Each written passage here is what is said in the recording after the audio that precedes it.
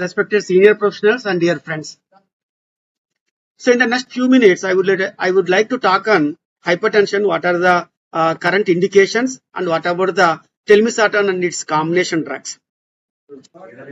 See, the prevalence of hypertension in India is very high. It is about the 30%, and the disease burden attributed to the hypertension is also very high, nearly the 40 millions.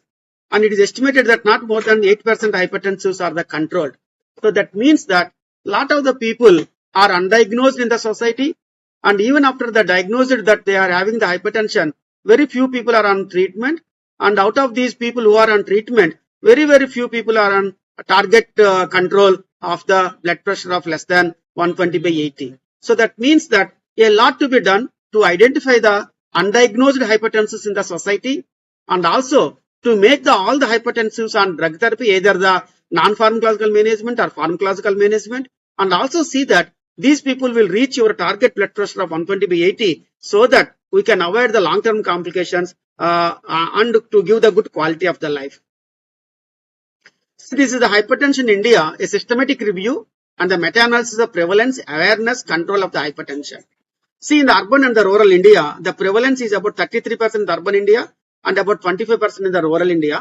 Urban India will have the more hypertension because of the less physical activity, because of the industrialization, motorization, and also because of the obesity and the faulty food habits. And the awareness in the urban is more, about the 42%, whereas the rural it is less. And the treated urban is about 38% and the rural 25%. And the controlled, if you see that 1 in the 5th in the urban India are under control of the target of your BP, whereas in the rural India, still 1 in 10th people will be having the normal blood pressure. So this clearly shows that a lot to be done for the good control of the hypertension in our societies. And if you see the mortality in the various BP groups with subject to the urban Indian subjects compared to the normal BP, stage 2 hypertension is also the increased risk of all-cause mortality. You all know that stage 2 hypertension means the systolic between 160 to 180 and the diastolic between 100 to 110. Even at that blood pressure, a lot of the people will having the more and more mortality. So don't be underestimate the value of the hypertension in our society. Otherwise, all these people will have a lot of the life-threatening complications like CKD or IHD or CVA. And this is the Mumbai study. Mumbai study clearly shows that about less than the 50% of the age is affected with the hypertension.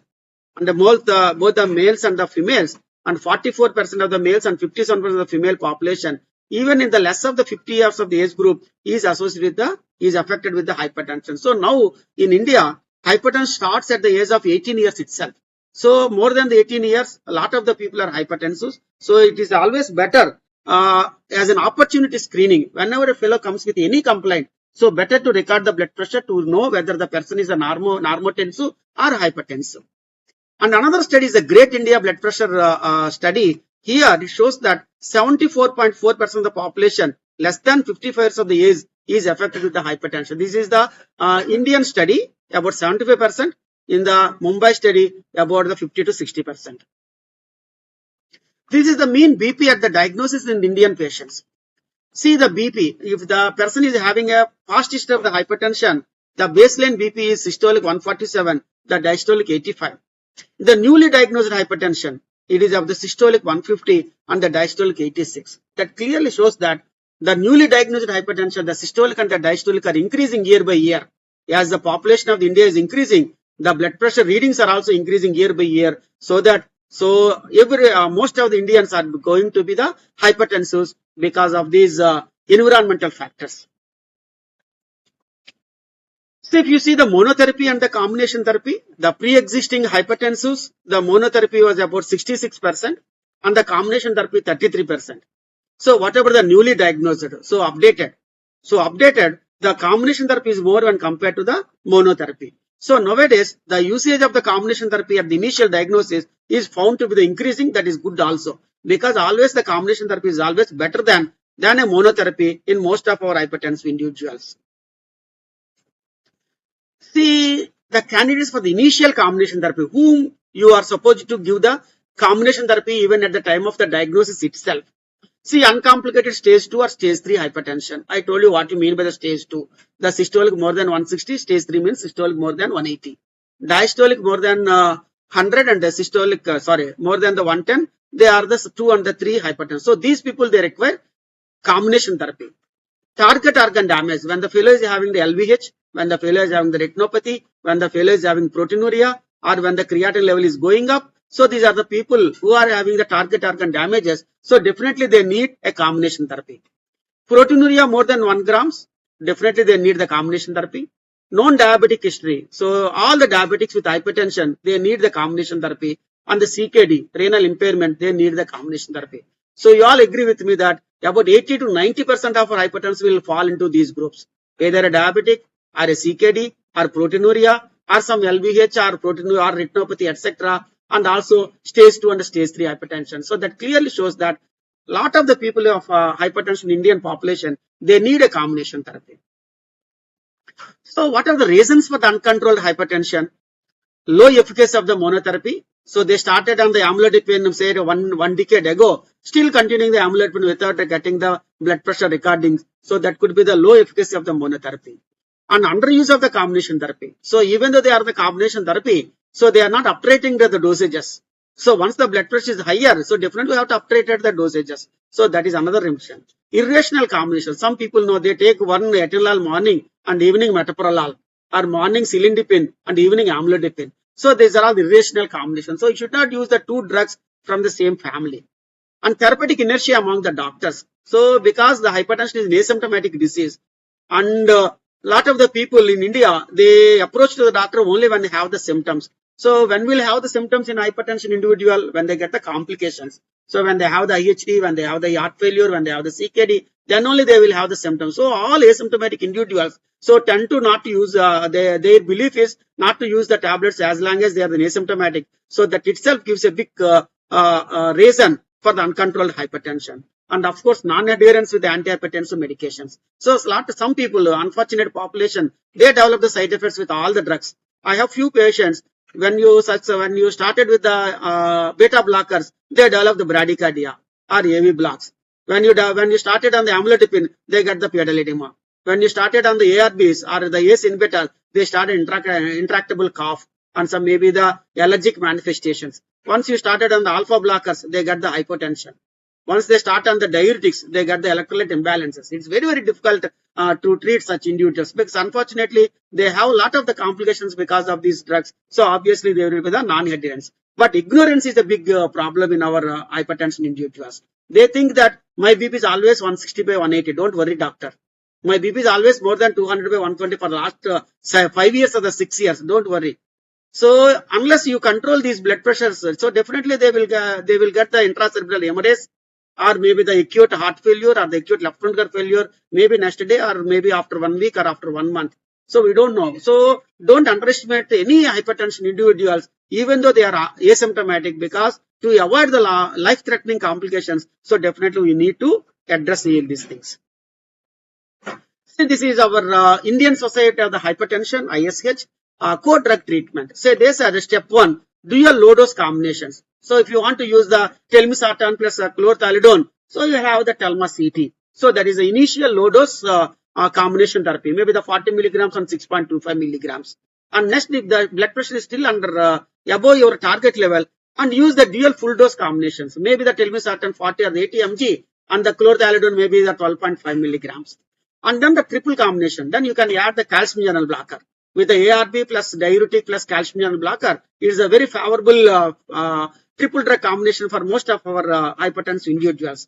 And even then, some of the people whose blood pressure is much above your target level, then you can add the fourth drug as a spironolactone or your alpha blocker or your beta blocker, etc. etc. So initial, always you start with the low dose combination and then the full dose combination and then the triple drug therapy, and then you can add either spironolactone or the beta blockers or the alpha blockers or central acting drugs, etc.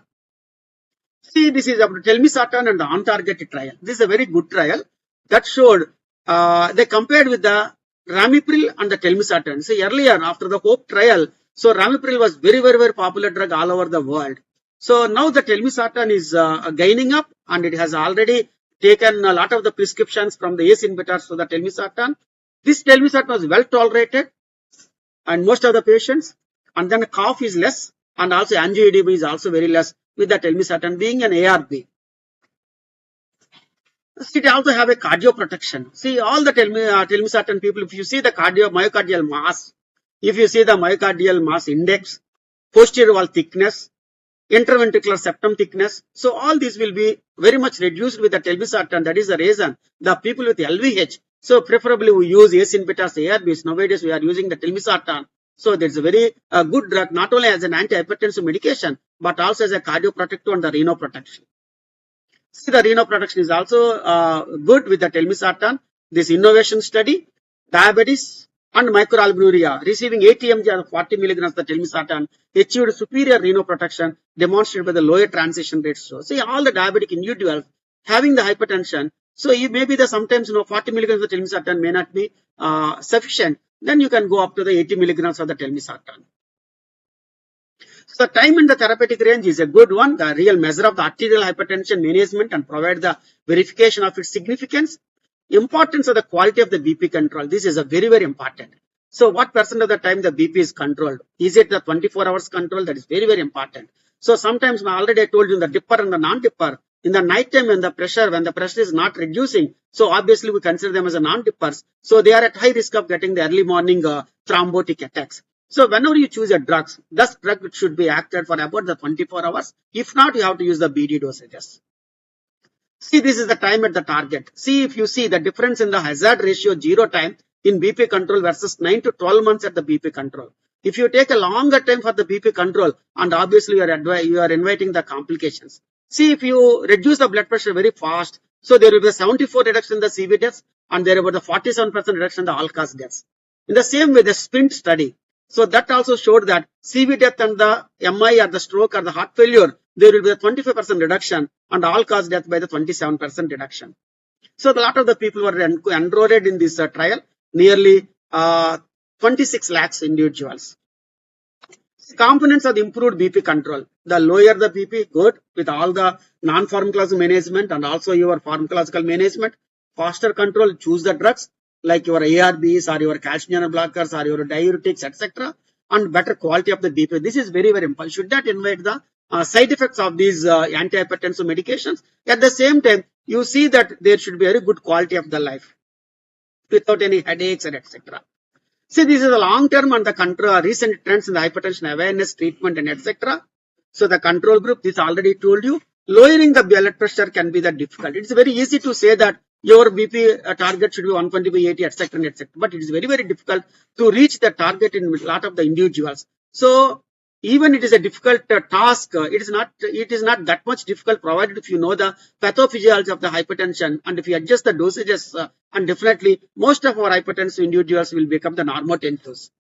Improving the blood pressure control, go lower, control the BP faster, improve the quality of the BP control over 24 hours and over long term. This is also very important. So the round the clock blood pressure control is very, very important. Otherwise, these people will have a lot of the complications. See, this is the office blood pressure targets for the treated hypertension, aged about the 18 to 65 years and more than 65 to 80 years. If you see the BP target, first 140/90, aim for 130/80 or lower if tolerated, and BP target, elderly individuals, 140/90, aim for the systolic blood pressure 130 or less than the 140. So diastolic blood pressure should be always the 80. So the take home point from this slide is whatever the age, the diastolic blood pressure should be less than the 80. That is the most important thing. On the systolic, if the age is up to the 65 years, you can go up to the 130 over a target.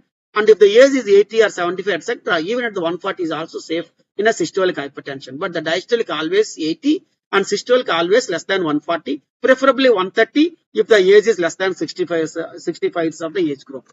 So here you can know the one term is isolated systolic hypertension. So isolated systolic hypertension means systolic more than 140, diastolic will be the 80. So that is also very common in the elderly individuals. You can treat with a low dose diuretic or a low dose calcium channel blocker. These two are the drugs of the choice for the isolated systolic hypertension.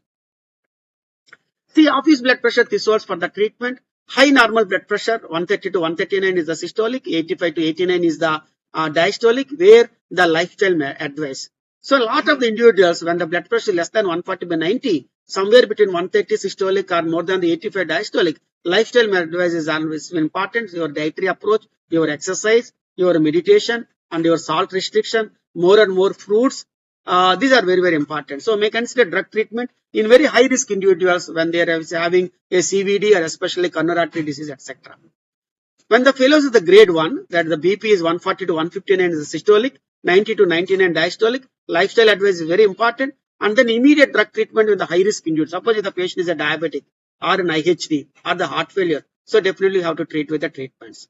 Suppose if the grade 2 and the grade 3, when the systolic BP is more than 160 and the diastolic more than the 100, remember that 160 and 100, definitely have to treat with the medications immediately. Immediate drug treatment in all the patients. Don't wait for them, because by waiting this, so you are advising, you are welcoming a lot of the complications. So aim for the BP control within the 3 months. So that's how we have to treat the blood pressures. So normal blood pressures, lifestyle measures, stage 1 hypertension, lifestyle measures.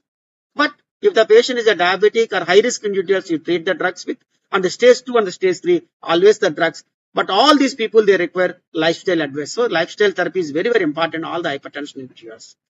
Getting blood pressure controlled faster is important, especially in the higher risk patients. So who are the higher risk patients? Elderly people are higher risk. Strong family history of ischemic heart disease is higher risk. Diabetes, uncontrolled diabetes is higher risk. Obese people are at higher risk. COPD or chronic smokers, heavy smokers, they are at the higher risk. Peripheral vascular disease or past history of any TAEs, they are at the higher risk. So these people, CKD population are at higher risk. See the time to BP control intensification. See the delay versus is equivalent to the risk. So the longer you wait before you intensify the treatment, the greater the risk to the patient. So this is what the mistake most of the clinicians, they do that. So they start low dosages. They take their own time to intensification of the medications. So the longer you wait, so before you intensify the treatment, so definitely we are doing a lot of the harm without knowing that we are doing the harm. The stroke, regardless of whether the ischemic or the hemorrhagic, is the most devastating complication of the hypertensive cardiovascular disease. So in uncontrolled hypertension, the stroke is a very, very common, and stroke can be divided into ischemic stroke and the hemorrhagic stroke. Both the strokes are very common in the hypertensive individuals. Chlorthalidone. So that is the topic of today's interest. It reduces the incidence of the both hemorrhagic and ischemic strokes. Chlorthalidone. See the 36% reduction in the risk of the stroke by using this chlorthalidone. The stroke will be reduced. Coronary artery disease, heart failures, deaths. So these all will be done. So this is all the story of the diuretics. So started from 1930s up to the future. So we'll do see. Here, the sulfonamide discovered the cause of the mild diuresis. In 50s, chlorothiazide became the first thiazide available for us. So that maybe the reserpine was the first antihypertensive medication available.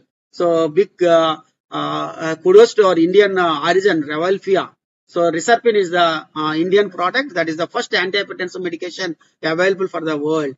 So as for the diuretics are concerned, this is the 1958 chlorothiazide and hydrochlorothiazide in 59. In the 60s, chlorthalidone, indapamide, that is a very good metabolically friendly diuretic, and later you know all these stories. So in the future, a diuretic comparison project, hydrochlorothiazide versus chlorothalidone results were anticipated. So which one is superior? Now the telmisartan with hydrochlorothiazide is available. Telmisartan with chlorothalidone is also available. So these two are very commonly used diuretics in our routine practice. But which one is superior? Which one is another? So definitely have to wait for these results. So all had study. So they have studied about the 42,000 plus population, stage 1 and the stage 2 hypertensive individuals. So they say that. So they compared to the chlorothalidone, amlodipine and the lisinopril, and surprisingly, chlorothalidone is superior to the lisinopril. So the lisinopril group had a 15% higher risk for the stroke than the chlorothalidone group. So the best one is the amlodipine as a calcium channel blocker, and the next best is the chlorothalidone when compared to the lisinopril. Heart failure rates by the ALHAT treatment. See the chlorothalidone and the doxorubicin, that is the alpha blocker. Again here chlorothalidone scores over the alpha blockers. Low dose chlorothalidone. So they compare the hydrochlorothiazide 12.5 milligrams we often use, and about the chlorothalidone 6.25. So even the 6.25 milligrams of the chlorothalidone scores over the 12.5 milligrams of the hydrochlorothiazide at week 2, week 4 and week 8, and that even at the week 12 also. See the chlorthalidone and the hydrochlorothiazide. So how it acts. So red one is the hydrochlorothiazide and the green one is the chlorthalidone. So in chlorthalidone, the BP pressure was not at higher levels. Whereas after 12 hours of taking the hydrochlorothiazide, in the morning they take the hydrochlorothiazide. So because at the evening time and the night time, again the blood pressure will go up. So not seen with the chlorthalidone. So that means chlorthalidone is a nearly a purely 24 hours action, whereas hydrochlorothiazide is 12 hours action. So two drugs are much more effective than the one. So you see the difference here.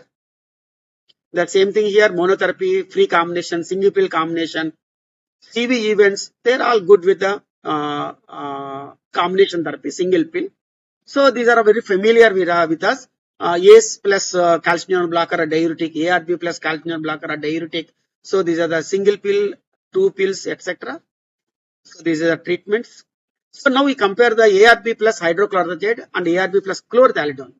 So the chlorthalidone group scores over the hydrochlorothiazide as far as the results are concerned. So this is the quick study, chlorthalidone therapy effect on the poorly controlled hypertension patient with advanced CKD. Again here, chlorthalidone demonstrated a reduction in the 24 hours ambulatory blood pressure. In the same way, the UACR, that is urinary albumin creatinine ratio, is also less with the chlorthalidone when compared to the placebo. So that is how the chlorthalidone scores over the hydrochlorothiazide. So, dear professionals, see, hypertension is a very, very big topic. Hypertension is very common in the society. Unfortunately, 40 to 45 crores of Indians are having hypertension in modern India. And you know the environmental factors to cause the hypertension. So I humbly request all of you about the non-pharmacological management of the hypertension management, about your dietary approach, your oil reductions, your less salt restrictions, so more fruits, etc. is very, very important to control the hypertension. And of course, if you want the drug therapy, you have the ARB like telmisartan, and you have the chlorthalidone like a diuretic, and you have the amlodipine or the cilindipine as the calcineurin blockers, which good for nearly 70 to 80% of our hypertensive individuals. If still the blood pressure is not under control, then you can add the beta blocker like bisoprolol, etc. Or you can add arcamin, or you can add the prazosin or minipres XL as an alpha blocker, etc. Some people, they require 5 or the 6 molecules also to control the blood pressure. So don't bother about the number of the tablets the patient is taking it, but you please bother about the value of the blood pressure he is living. So it should be less than 120/80 in most of our individuals. Even in the elderly individuals also, you aim for about at least 130/85 or 140/90. So not more than 140/90 in most of our hypertensive individuals. Thank you very much for one and all for giving me the opportunity.